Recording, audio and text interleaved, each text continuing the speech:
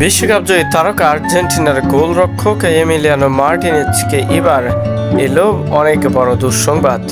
Argentina থেকে নাকি নিষিদ্ধ হচ্ছেন এই বাজ পাখি। সাম্প্রতিক সময়ে আসলে কি ঘটনা ঘটেছে তাকে নিয়ে সেটাই জানবো এই ভিডিওর বাদবাকি অংশে। সাম্প্রতিক সময়ে আর্জেন্টিনার রক্ষা প্রাচীরে পরিণত হয়েছেন এমিলিয়ানো মার্টিনেজ।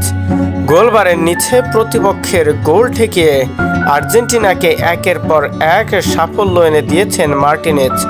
বাজ পাখির মতো ঝাঁপিয়ে পড়ে আর্জেন্টিনাকে রক্ষা করে বলে দলটির ভক্তরা ভালোবেসে তাকে বাজ পাখি বলে ডাকে। সেই তিনি এবার নিষিদ্ধর মুখে পড়েছেন, কিন্তু কেন? বিতর্কিত উদযাপন ও প্রতিপক্ষের ফুটবলারদের সঙ্গে দ্বন্দ্বে জড়ানোর অভিযোগটাই মার্টিনেজের পুরনো। এবার সেই কারণেই শাস্তি পেতে হলো তাকে। আপত্তিকর আচরণ ও ফিফার ফেয়ার প্লে নীতি ভাঙার কারণে মার্টিনেজকে 2 ম্যাচের জন্য নিষিদ্ধ করেছে ফিফার শৃঙ্খলা বিষয়ক কমিটি। শাস্তির ফলে আর্জেন্টিনার হয়ে আগামী 10 অক্টোবর ভেনেজুয়েলার বিপক্ষে এবং 15 অক্টোবর বলবিয়ার বিপক্ষে 2026 বিশ্বকাপ বাছাই পর্বের ম্যাচে খেলতে পারবেন না মার্টিনেজ, যা বড় বিপদে ফেলে দিয়েছে আর্জেন্টিনাকে। কেননা চোটের কারণে মেসিও সাম্প্রতিক সময়ে আর্জেন্টিনার হয়ে মাঠে নামতে পারছেন না। মার্টিনেজকে শাস্তির কারণ হিসাবে বলা হচ্ছে আলাদা 2টি ঘটনার কারণে শাস্তির মুখে পড়েছেন মার্টিনেজ। বিশ্বকাপ জয়ী আর্জেন্টাইন গোলরক্ষকের প্রথম শৃঙ্খলা ভঙ্গের ঘটনাটি ঘটেছিল 5 সেপ্টেম্বর বিশ্বকাপ বাছাইয়ে চিলির বিপক্ষে জেতা ম্যাচে।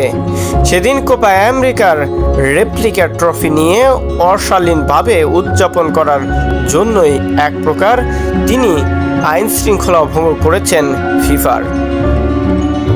ফলাফল স্বরূপ মিলেছে এই নিষেধাজ্ঞা। এছাড়া 10 সেপ্টেম্বর কলম্বিয়ার বিপক্ষে ম্যাচে হারার পর ক্যামেরা অপারেটরের সরঞ্জামে ধাক্কা দেন মার্টিনেজ।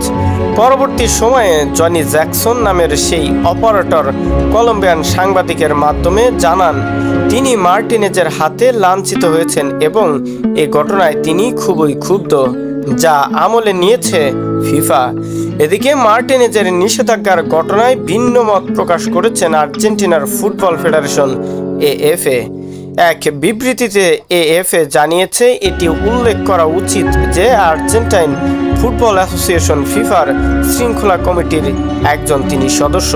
এর মধ্যে তিনি আসলে যতটুকু যা করেছে সেটা আমাদেরকেও জানানো উচিত ছিল, তাহলে সেই অনুযায়ী আমরা পদক্ষেপ নিতাম, কিন্তু আমাদের না জানিয়ে আসলে যে কাজটা হয়েছে সেটা একদমই আমাদের পক্ষে মেনে নেওয়া অসম্ভব।